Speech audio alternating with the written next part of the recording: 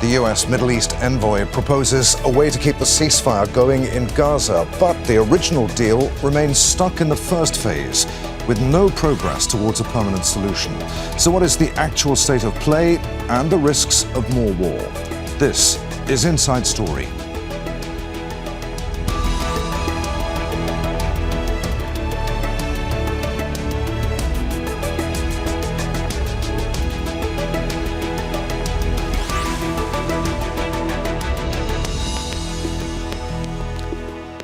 Hello, welcome to the programme. I'm Adrian Finighan. An Israeli drone strike kills more people in Gaza as Palestinians continue to face a daily battle to survive, with vital supplies again cut off. The peace deal, forged before US President Donald Trump's inauguration, remains stuck in its first phase. Phase 2 was due to begin a fortnight ago, but instead, Israel has resumed its blockade. Trump's Middle East envoy has put forward a new plan intended to keep the current deal alive and relaunch it after yet more talks. A complicated picture, and even more so if Israeli politics are factored in, and the view of some that Prime Minister Benjamin Netanyahu needs the war to continue so that he can stay in power.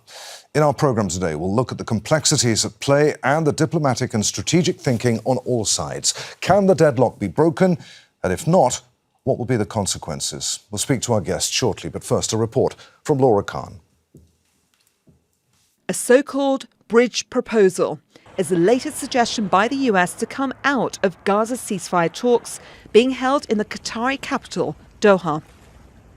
The initiative, put forward by US Special Envoy Steve Witkoff, would extend the ceasefire by 2 months in exchange for the release of Israeli captives held in Gaza.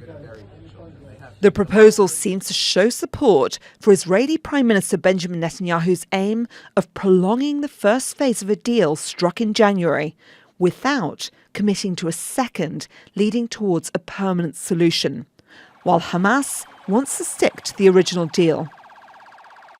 But Israel is also under pressure. US President Donald Trump's top hostage envoy Adam Boehler led the first direct talks with Hamas since the US designated it a terrorist organization in 1997. The proposal is for American Idan Alexander to be released along with bodies of 4 other captives, but Hamas says only if Israel implements the existing agreement. Boehler bypassed coordination with Israel, saying the US is not its agent, a move that angered many Republicans and Israeli officials. He has since withdrawn his nomination to the Senate committee to formally serve as special envoy, but is likely to continue in a lower position that doesn't need confirmation by the Senate. On the streets of Tel Aviv, family members of captives and activists have blocked traffic in their latest protest to put pressure on Prime Minister Netanyahu to agree to a deal. And as the talks and manoeuvring continue, Hamas says Israel's siege of Gaza is starving Palestinians and Israeli captives. Israel has cut off the flow of aid for 2 weeks. UN experts and rights groups accuse the government of weaponizing starvation. Israel has also shut off the electricity grid. This supports the only desalination plant in the Strip that converts seawater into drinking water. The power outage at the desalination plant made the crisis worse and more complicated. This hindered access to fresh water for citizens. Now only 1 out of 10 people in the city has access to fresh water. Now much of the population languishes in tents on the ruins during the cold winter months, while a fragile ceasefire hangs in the balance. Laura Khan for Inside Story, Al Jazeera. Well, let's remind ourselves of the ceasefire deal agreed in January. Phase 1 lasted 6 weeks. 25 Israeli captives and the remains of 8 who died were exchanged for around 1,800 Palestinian detainees. Israeli forces withdrew from some populated areas of Gaza. Palestinians were allowed to return to their homes in the north, while aid trucks returned to the Strip. Negotiations for Phase 2 were supposed to begin 16 days after the start of Stage 1, but they didn't happen.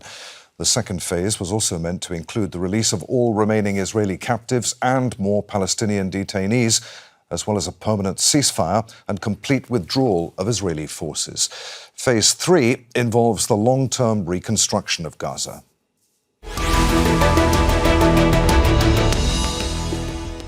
Let's bring in our guests. Joining us from Tel Aviv, Alon Pinkas is a former ambassador and consul general of Israel in the United States. From Amman, Tahani Mustafa is senior Palestine analyst at International Crisis Group.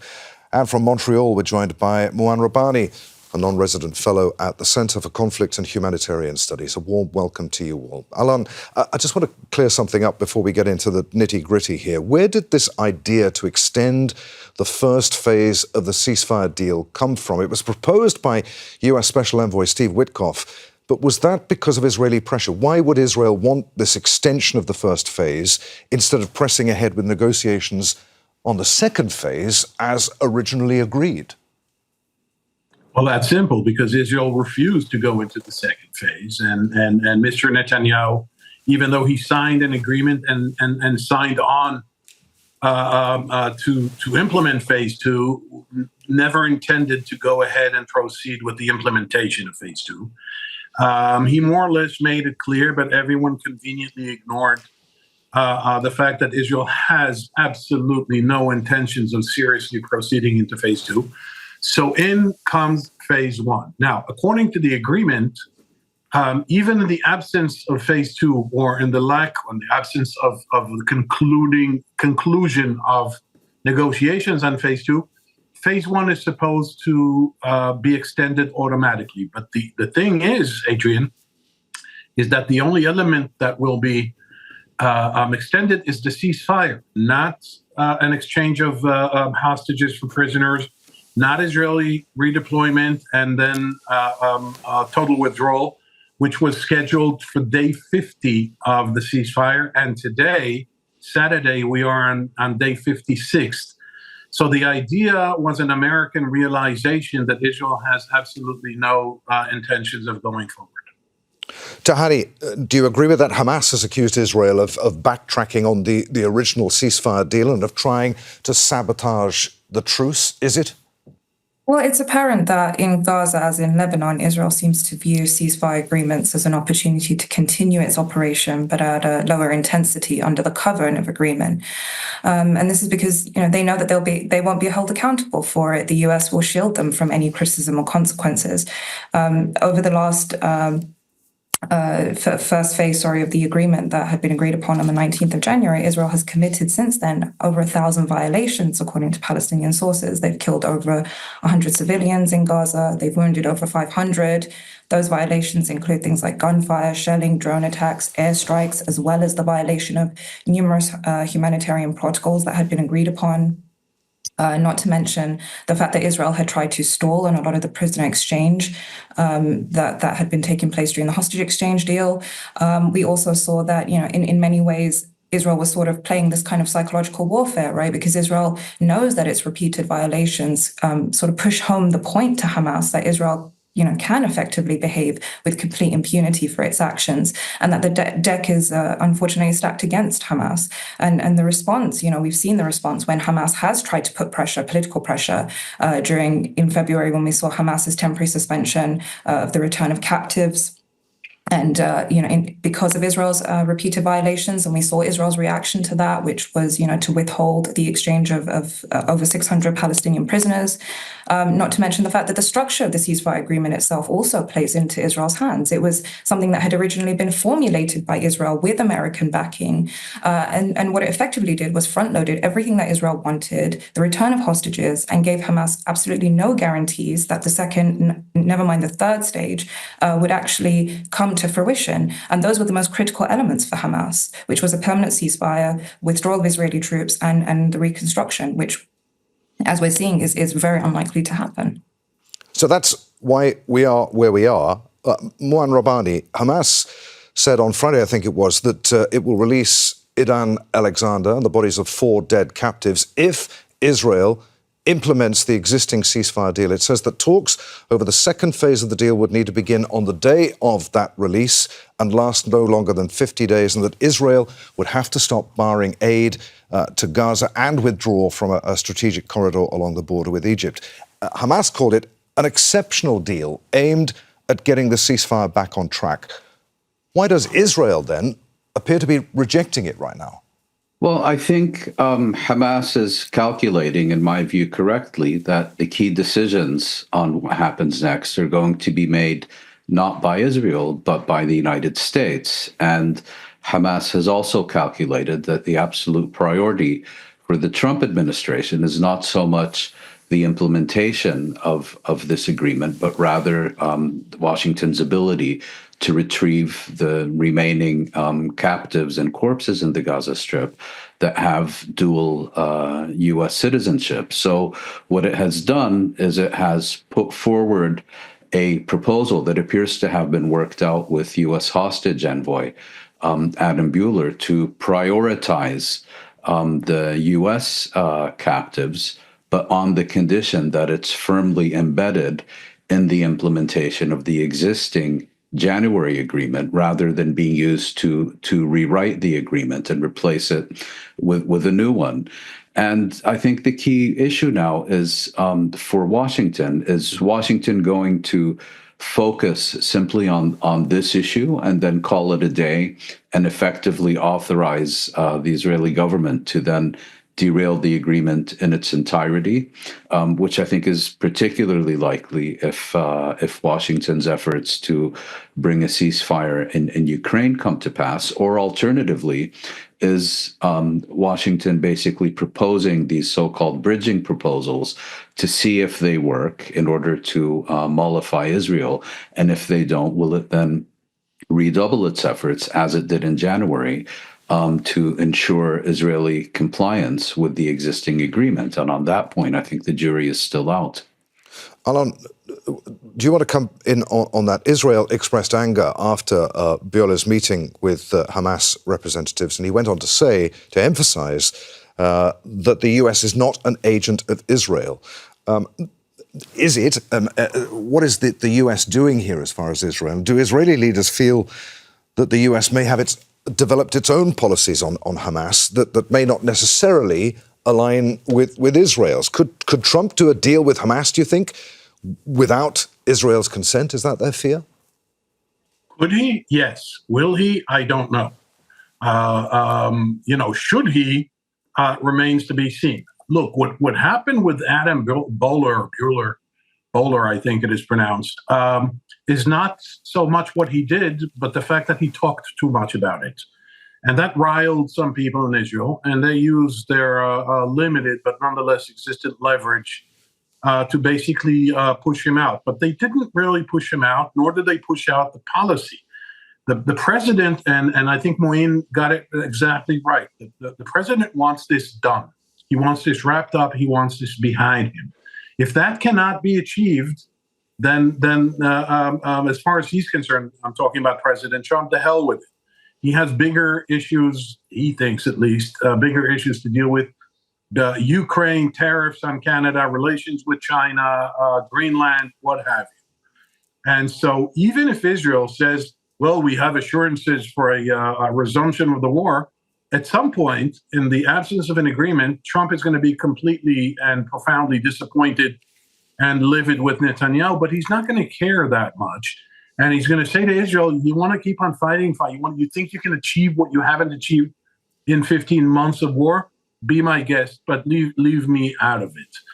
And so I think that unless the U.S. does negotiate directly with Hamas, which as an Israeli is a problematic issue, but nonetheless apparently a necessary one, unless the U.S. does that directly with Hamas, and it doesn't matter if it's directly or directly via Qatar/Egypt, but as you said, Adrian, correctly, without Israel's involvement, unless the U.S. does it, it just won't happen.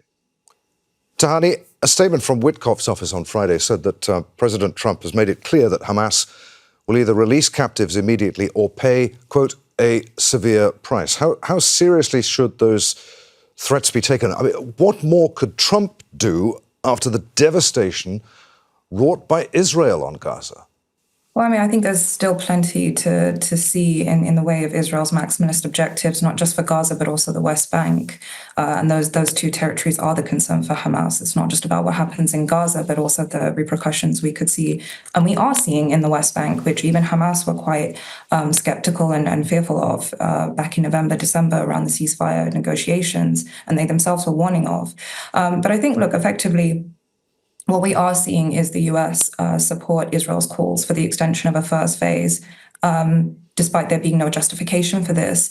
And in doing so, even if we do see a further exchange of hostages held by Hamas and Palestinian prisoners held by Israel, which was supposed to happen anyway in the second phase, it really does appear like the US is helping Israel get more of what it wants while stalling negotiations on what Hamas effectively want. And to be cynical, it also appears that the US and Israel are trying to push Hamas as far as they can to extract more concessions, or at least give Israel an excuse to return to war, while still allowing Israel to continue its military action at a lower intensity, and also imposing its complete total humanitarian blockade on the Strip, more so than what we've seen over the last 16 months of open warfare.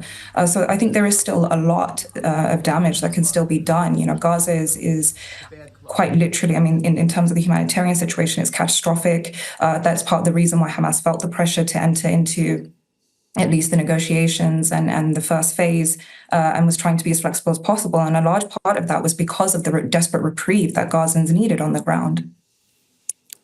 Mouin, you mentioned... yeah, by all means, please do, Alon.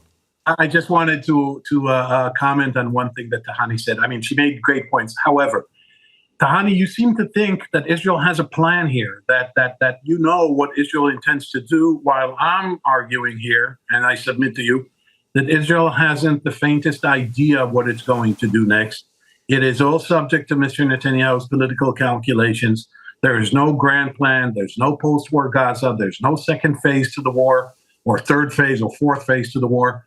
And someone listening to you can ascertain or infer from what you're saying that there is this devious plan through which Israel is manipulating the U.S. No. Mr. Netanyahu is an indecision maker. He procrastinates, he stalls, he lies, he deceives. There is no plan here. It's just, let's see what happens tomorrow. Tahani, do you want to come back on that? I don't think the implication is that there's a grand plan. I think many are aware that Israel doesn't really have any structured, concrete plan when we're thinking day after. But it is very clear that Israel has no intention to end this war. And there have been numerous statements from high-level Israeli politicians still continuing down the road of maximalist objectives, which is to destroy Hamas, to get all its hostages back, to guarantee Israeli security. And all of those are very much are leading us down the trajectory of ensuring that we remain at this current impasse while ramping up Israel's operations until Israel can declare in some way a return to full-scale hostilities. That much is very clear, and all the circumstantial evidence points in that direction.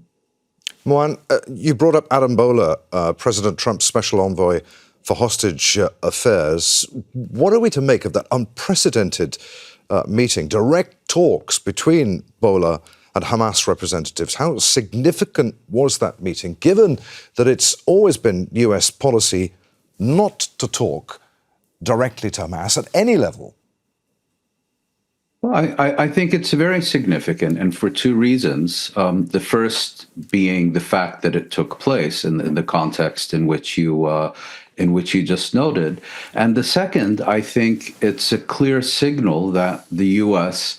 saw Israel as an obstacle, as an obstruction to Washington being able to achieve its objectives in this agreement, and therefore concluded that it had no choice but to speak directly with Hamas in order to achieve those goals. And if press reports are supposed to be believed, if they're accurate, this also was not coordinated with Israel. In other words, it was a unilateral U.S. initiative in which Israel was not involved. And I think that explains how, Israel's outrage at this happening and how it mobilized the Washington satellite office of the Likud, also known as the U.S. Congress, to try to derail his appointment. But Israel's problem, of course, is that U.S. foreign policy is made by the White House, not by Congress.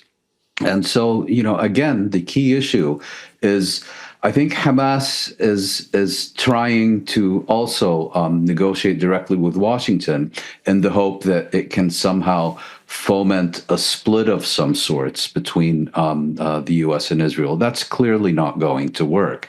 But at the same time, if, I think the U.S. is now seeking to take Israeli demands on board in terms of the extension of the first phase at the expense of the second and so on, if and when, and I think it's a question of when, not if, Washington concludes that the strategy is not going to work and it has to return in some form or shape to the original January agreement, will it then push through, or will it throw in the towel and allow Israel to derail the whole agreement? That, I think, is a key issue here. All right. Alon, let's talk for a moment about, you say that Israel has no discernible plan. Why is that? What is it to do with domestic politics? A Hamas spokesman accused Netanyahu of rejecting any framework that could lead to finalizing a ceasefire deal due to fears of his government collapsing. What is Netanyahu's motivation here? To what extent is he beholden to his right-wing coalition partners, or even acting in his own self-interests? Is he, as Hamas says, starving the people of Gaza and exploiting the families of captives simply to keep his government in power? Or does the budget deadline have anything to do with any of what's going on right now? Well, there are two explanations here, Adrian. The first is, and this goes back to even pre-October 7, 2023, and that is Netanyahu's ongoing, continuous, in my mind, reckless, but nonetheless clear policy of disconnecting between the West Bank and Gaza. That was the core of his, let's strengthen Hamas so we can weaken the Palestinian Authority, so we can then roll our eyes and sanctimoniously claim that there's no Palestinian, credible, trustworthy Palestinian partner for negotiations. So an end to the war in Gaza that gets the Palestinian Authority into Gaza, whether according to the Joe Biden plan of December 23 and again in January 2024, according to which there would be an interim Arab force, including the Palestinian Authority, that runs contrary to Mr. Netanyahu's geopolitical idea. What he has in place instead, nothing. He never did. Even his objections to negotiations way before October 7th were never met, were never countered with an offer, with an idea, with a framework, with a concept. Nothing. Let's not negotiate, say no to a Palestinian state. Okay, the second thing pertains more directly, Adrian, to the war itself. Netanyahu was the prime minister on the worst day in Israel's history, a calamity and a debacle on historical proportions and magnitude. He knows that if the war ends and Hamas maintains even residual political power, he will be seen not only as responsible and having to be held accountable. Something that he hasn't done until now, taking responsibility or willing to be held accountable, but he will also be blamed for complete and utter failure. Other than devastation, rubble, and deaths in Gaza, he achieved nothing geopolitically. And so he has a vested interest, if you combine the two, he has a vested interest in continuing the war, or at the very least, not ending it, in a way that the agreement, and I emphasize again, that he himself signed in January, that is based on his ideas presented to President then Biden in May of 2024. Even that plan runs contrary to his two political goals here. And if that happens, hypothetically, I'm not sure it will happen, but hypothetically, he could lose his government. Okay. Tahani, picking up on what Alon said in part one there of his answer, how can Palestinians, whoever represents them, Hamas, the Palestinian Authority, negotiate constructively with the balance of power so apparently skewed against them? Well, look, I think right now the PA is not in really any position to be negotiating. The PA itself has isolated itself from this process. It has tried to bandwagon on many initiatives with regards to its reinstatement, but right now the PA's its primary concern is its own survival, to the extent where it has refused to constructively engage with either Hamas, other Palestinian factions, and even regional negotiators, and has largely kind of kept itself to its US patron. When it comes to Hamas, however, as we've seen, neither side have really been closer to being able to effectively instate a victory narrative on the ground. And it's very clear, and we've also seen that in throughout the last 16 months through open warfare, that Hamas has the capacity to maintain a long-term insurgency if it needs to. So at the moment, as much as the cards are stacked against them, it's also very clear that Israel isn't able to completely get what it wants, at least not now. Hamas does have the capability. It has already proved that over the last 16 months, and it has continued to say so, that it will continue fighting if it needs to. Mouin, do you see any reason for optimism right now? What do we think is going on at the talks between the mediators in Doha and Cairo? And Hamas and Israel. How difficult is the mediator's task at this pretty delicate moment? It's of course difficult and challenging, but the problem with trying to answer your question is that, again, the key decisions that need to be made here are not decisions that are going to be made by Israel or the Palestinians, but decisions that will be made by the Americans. And what we have in Washington now is a leadership that is exceptionally erratic, impulsive, and unpredictable, that says one thing and does another, and then does one thing and says another, that it's very difficult to clearly provide definitive answers about where this is heading.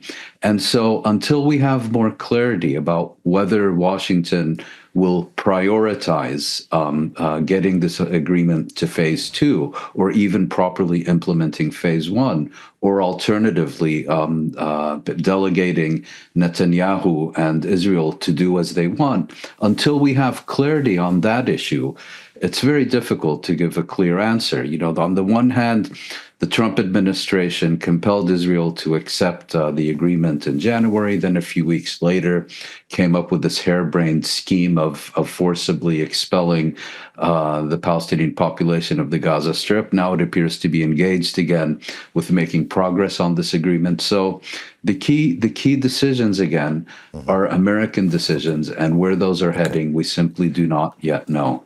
This is a discussion that needed much more time. Unfortunately, we're going to have to end it there. Many thanks indeed for being with us. Alon, Pinkas, Tahani, Mustafa, and Mouin Rabbani. And thank you for watching. You can see the programme again at any time by going to the website at aljazeera.com. For further discussion, join us at our Facebook page at facebook.com/AJ Inside Story. And you can join the conversation on X, our handle there at AJ Inside Story. From me, Adrian Finighan, and the team here in Doha, we'll see you again. Bye for now.